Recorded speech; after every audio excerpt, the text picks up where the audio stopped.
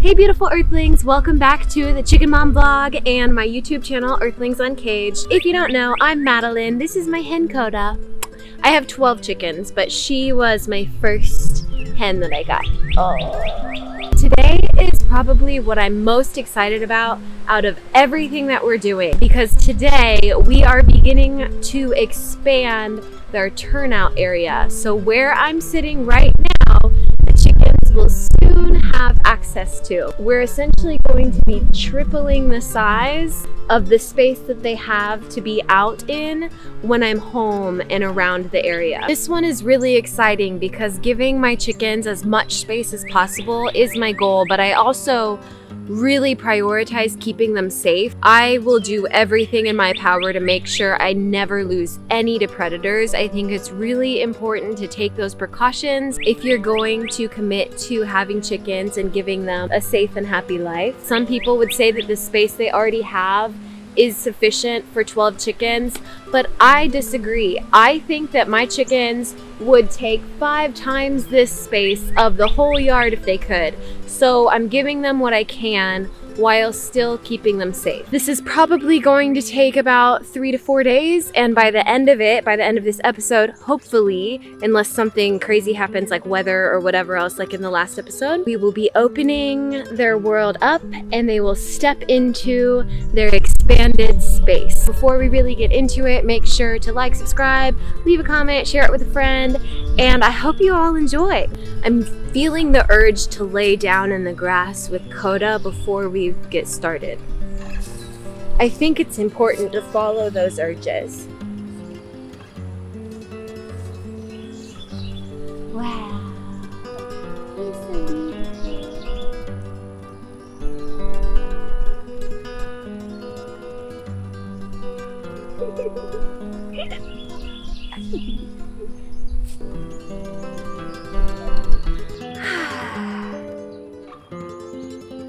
I could spend all day here, and soon I will. Once we have it all finished, I will just frolic with my chickens. She just wants to cuddle.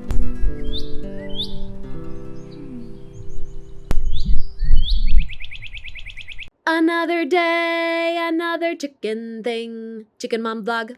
Back. Expanding their turnout, a trip to the vet, and making my inner child very proud.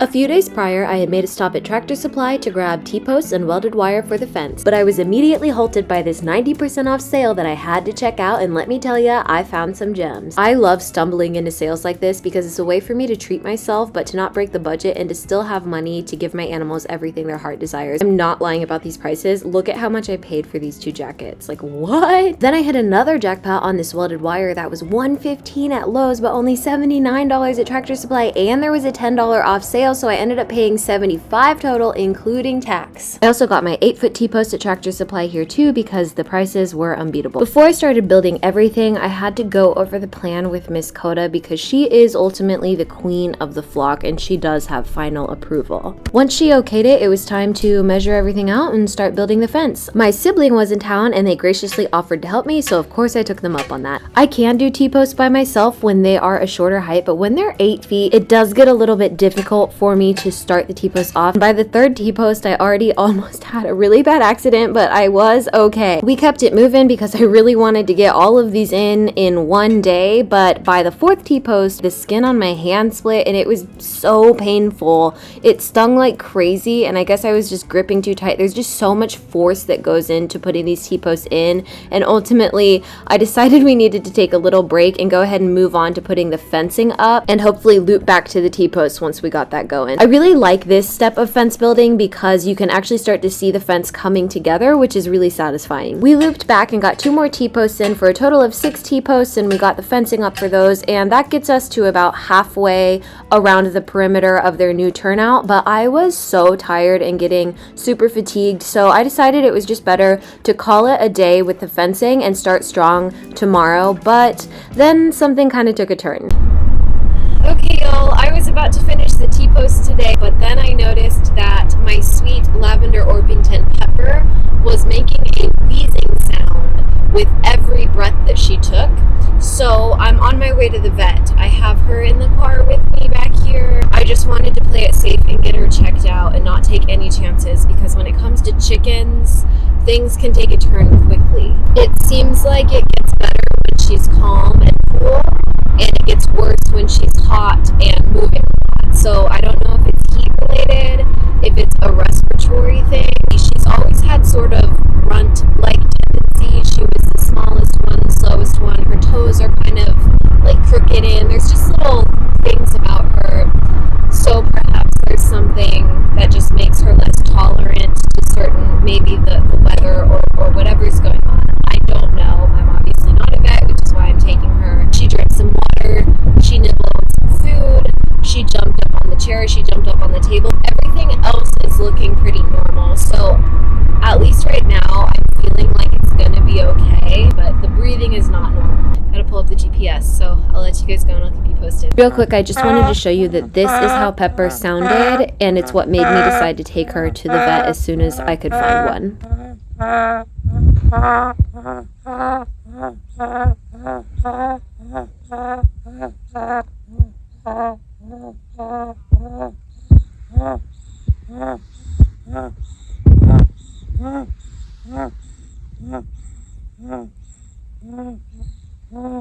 Has she been to the vet before? She's not. Okay. And is she a layer for you? She is a very new layer. The sound that you're hearing, was it kind of like a rattling, or was it more of like the wheeze kind of sound? It was more of a wheeze. Okay. It sounded almost like she was making a vocal sound, but it was just with her inhale and exhale. I actually have a video of it that I can show you. That would be great. Okay, yeah. Cool. Vomiting or regurgitation? Not that I saw. Okay. And have you noticed any like sneezing or coughing? Not out of the ordinary. Okay. Any discharge? No. I'm going to kind of fill her in with all the history that you just gave me. Okay. And then she's going to come in here and chat with you. Okay. We will make a treatment plan based on what you guys talk about, and then we'll show you an estimate. And is she on like a, how do you oxygenize a chicken? She's just in a little chamber. Alright, I took a look at Pepper. Okay. I understand you noticed her doing this open mouth breathing. It's not just the normal open mouth breathing, it's like a wheezing sound. Yeah. Do you want to see the video? Yeah, sure. Yeah. Great. She's currently not doing it. She's I had her initially in an incubator with oxygen, but even with the incubator off, I think she was getting hot and more, so I put her in just a normal kennel. Yeah. And she's calmed down. It seems like when she's cool, she's doing a little better.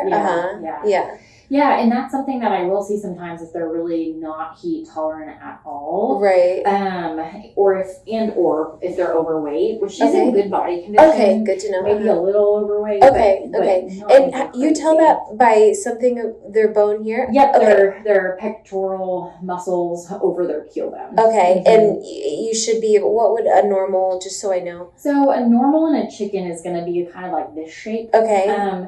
If it gets really like this, then it's probably chubby. And if it gets really, really prominent and sharp triangle, firm, and you don't feel a lot of squishiness on either side. Then they're kind of underweight? Yeah. Okay, so she's kind of edging on a little? Edging on a little bit bigger. Okay. Yeah, which is a common thing for our backyard poultry. Yeah. You don't have to work very hard. Yeah.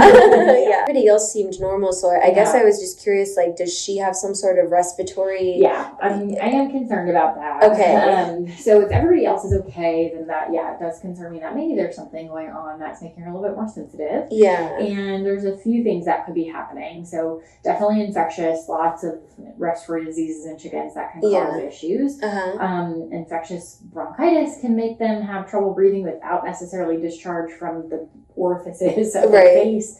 Infectious coryza usually causes a lot of discharge. Okay, so there's other things too, like mycoplasma that can cause respiratory stuff. Avian influenza, which hopefully would not be the case. Usually we have other birds that are sick and they get really sick with that. Gapeworm, which is a worm that can basically make its home in the trachea. Wow. Make it hard for them to breathe. And we can check a fecal to kind of assess for that. Sometimes I worry about disease further down in the trachea. I will say when I looked in her mouth, I didn't see anything obvious. Maybe a little bit of bubbling, but nothing crazy. So their voice box sits all the way down here, unlike ours, which is up here. And so sometimes I've also seen like they inhale something like a food or something that can cause an issue. Or the gapeworm. Those would be my main differentials. Okay. Probably. She's so robust. She's like in great body condition. She's nice and pink. Right. She's very perky and bright. She seems well hydrated. Right. She doesn't seem like a puny, you know. Right. But certainly, yeah, if they don't have a great immune system or they're stressed out, Right. reproductive activity can be a big immunosuppressant. Okay, yeah. And it sounds like she just started laying a couple weeks ago, so that can make her more susceptible to developing clinical signs for some infections. Okay, I've also seen reproductive activity. Their reproductive tract gets really, really big, and it takes up a lot of space in their belly. And they have air sacs all over their body. That they breathe with, and it takes up space for them to breathe. So that can contribute. What could be done today? Yeah. And is there anything? Yeah, absolutely. Yeah, we can get her started on some antimicrobials. Okay. Just because infectious tends to be the most common thing to cause this. Okay. I would start her on anti-inflammatories too. Okay. Because anytime I see this, I do worry about inflammation in the trachea. Okay.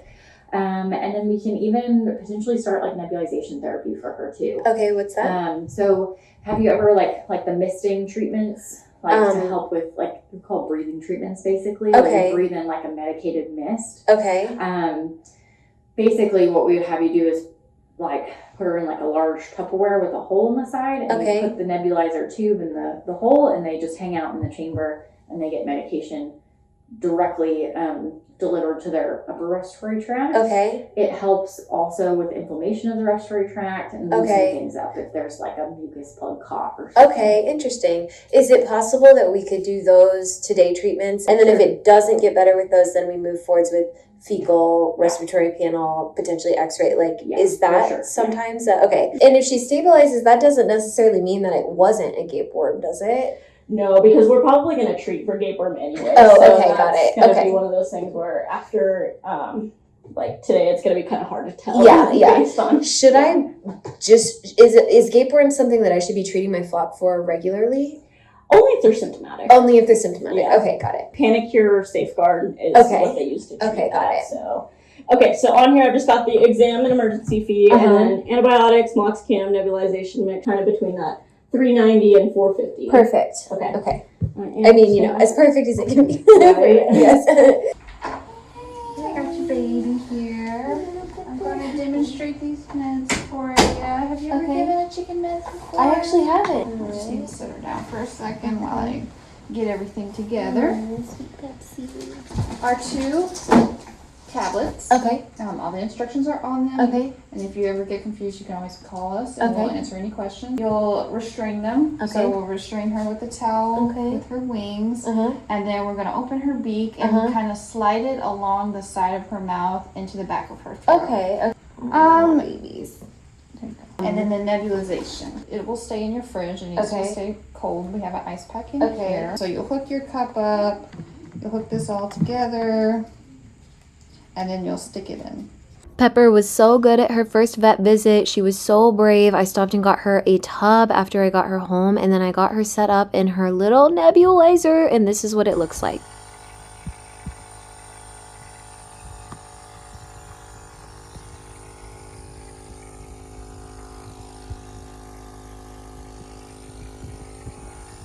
Her nebulizer treatment was for 15 minutes twice a day, and by the morning she was already feeling much better than she was the day before, making herself very much at home in the office and in her cage, drinking lots of water, eating lots of healthy, good foods, and she also passed an egg, which made me feel really good just to know that her reproductive system is healthy and functioning properly as well. I was loving this extra hands-on time with her, and I think she was getting used to it pretty quickly too. Spending this much time with her, I was struck with this unexpected inspiration to paint her portrait, but I could not find my watercolor anywhere. I had misplaced it somewhere in my move, so I started impulsively digging up everything in the shed, everything in the house to see if I could find my watercolor. I did not find it, so I made an impulsive trip to Michael's to grab some new watercolor. I was so excited to get back and sit down with stunning Pepper and attempt to capture what I saw that was making me feel so inspired to paint her. It had been months since I had painted, and it felt incredibly good to get back to this form form of creativity that I enjoy so much with my animals. I think Pepper was enjoying it too.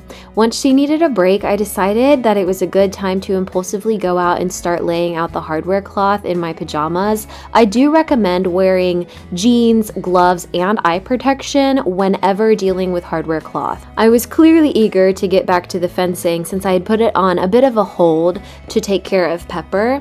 And getting this hardware cloth attached was the next step that I could do alone, because my mom actually saw the video of me falling while trying to put the T-post in, and she made me promise to wait to continue T-post until she could come and help me. So this was really all I could do to continue progressing in their expansion of their turnout area. I was being eaten alive by mosquitoes, but it was worth it because this is where I ended up getting that evening, and the fence really started to feel like it was coming together, and the vision for the expanded turnout and the new perimeter was starting to really come to life, which made me super excited. Once I was done with that, I took a quick shower and got back to painting right away. Some of you have been following along to see that I started actually posting daily reels of Pepper and I doing our portrait sessions together, because it became such an important part of our bonding experience every day, and we were having so much fun that I decided to just make a thing out of it and show you guys the progress of her portrait. So make sure you're subscribed and following along so you can see that happening. The beautiful thing about this with Pepper is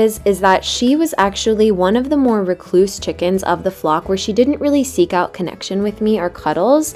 But because of this experience, I have gotten the opportunity to get to know her so well and so deeply. She has really blossomed in that time, showing me who she is, and it's an experience we wouldn't have otherwise had, at least this soon, if this sickness hadn't have occurred. Thank goodness she's okay, and I'm so sad that she had to go through all of the medical things for us to get here, but I'm so grateful that we now have this connection that's going to last the duration of her lifetime. She was clearly getting sleepy, so it was time to wrap up the painting and give her evening medication, which sometimes she would actually eat out of my hand, so I always tried that first. But if she didn't do that, then I did have to give it to her, like how the vet showed me. I forgot to record it here, but I show it later on, so just stand by for that if you want to see it. Of course, I always give her lots of cuddles before and after I give her the pill, so she doesn't associate being held with just having a pill forced down her throat. By the third or fourth day, she was totally in the groove and familiar with our routine and her nebulizer medication. She was so calm and easy to handle. She clearly felt safe. I made sure to move nice and slow around her and to keep her calm so nothing felt scary for her. She seemed to relax even more when I'd put a blanket over her nebulizer box so she couldn't really see out and try to get out, and she actually got to the point where she would take naps during her 15-minute session, and once I opened up the box, she was so relaxed and zenned out that she didn't even really want to get out of her little nebulizer nest. First thing the next morning, I noticed that my rooster Ari had a bloody comb in a different spot than he had before. I'm not sure what happened, if he scratched it on something and then maybe the hens are pecking at it, but his comb seems to be very sensitive, and maybe that's a normal thing with roosters. I'm not sure. I've never had a full-grown rooster as an adult before. Let me know if you've had any experience with roosters in this way, and if their combs tend to be really sensitive and easily scratched and irritated, and if this is normal, or if he's perhaps undergoing some extra stressors that are leading him to have these comb injuries that are a bit more regular than I'd like. This is what it looks like. It sort of looks worse than it was because the blood went down onto his feathers, but I made sure to check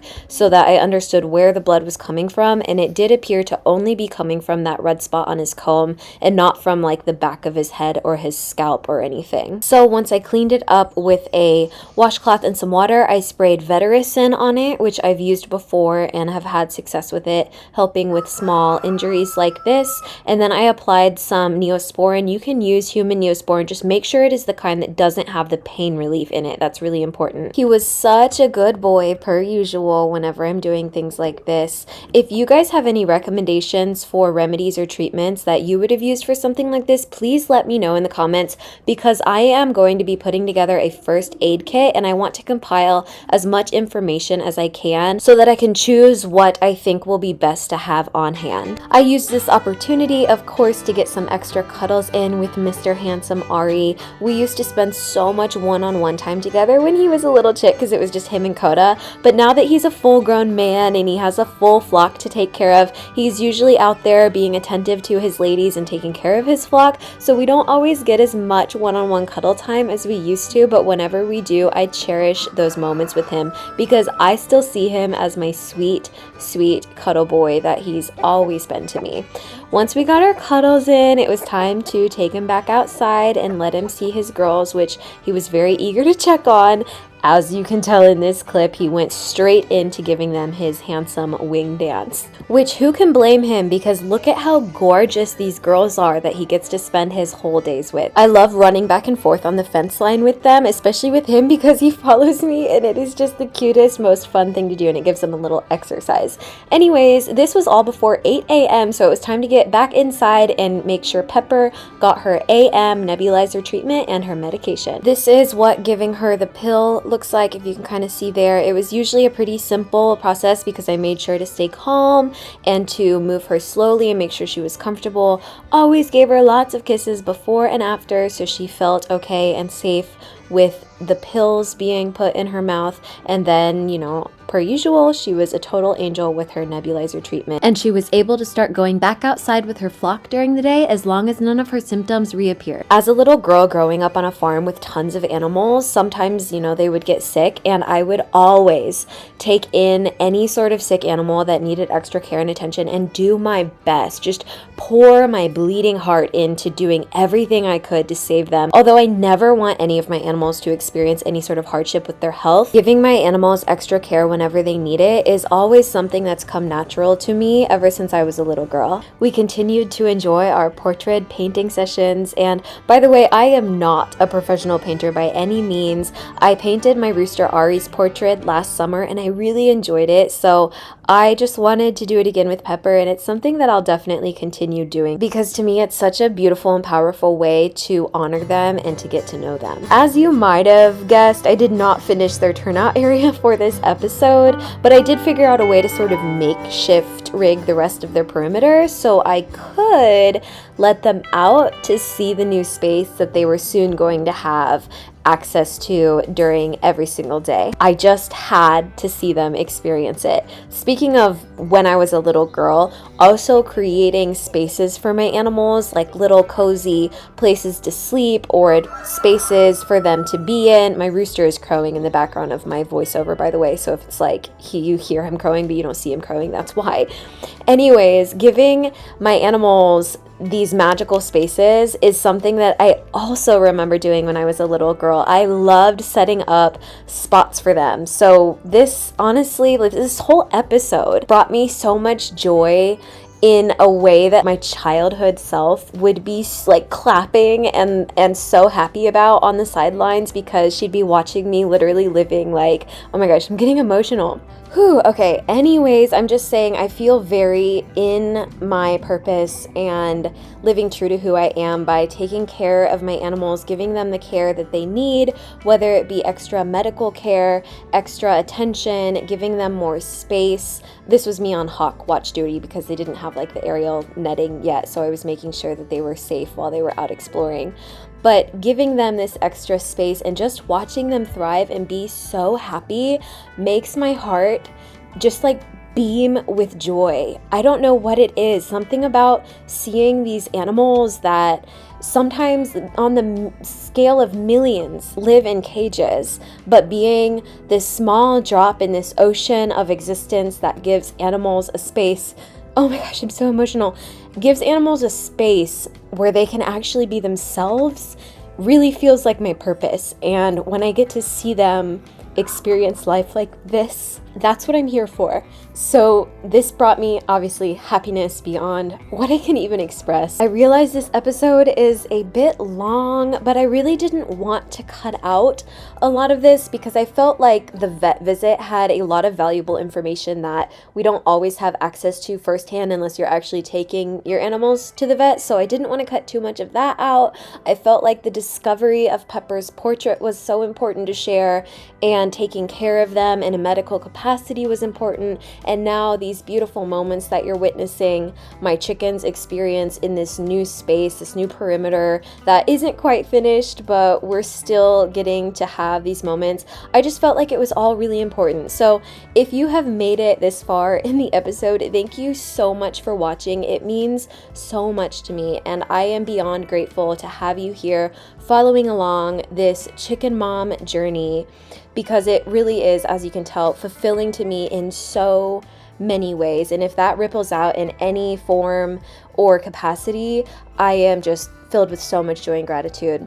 Stay tuned for the next episodes. We have a lot of exciting things unfolding and coming your way. Be sure to subscribe, like it if you liked it, so other people can find this channel and this series. Drop a comment, say hi, I'd love to hear from you. I'm Madeline, this is Earthlings Uncaged, and I'm passionate about keeping animals safe and happy.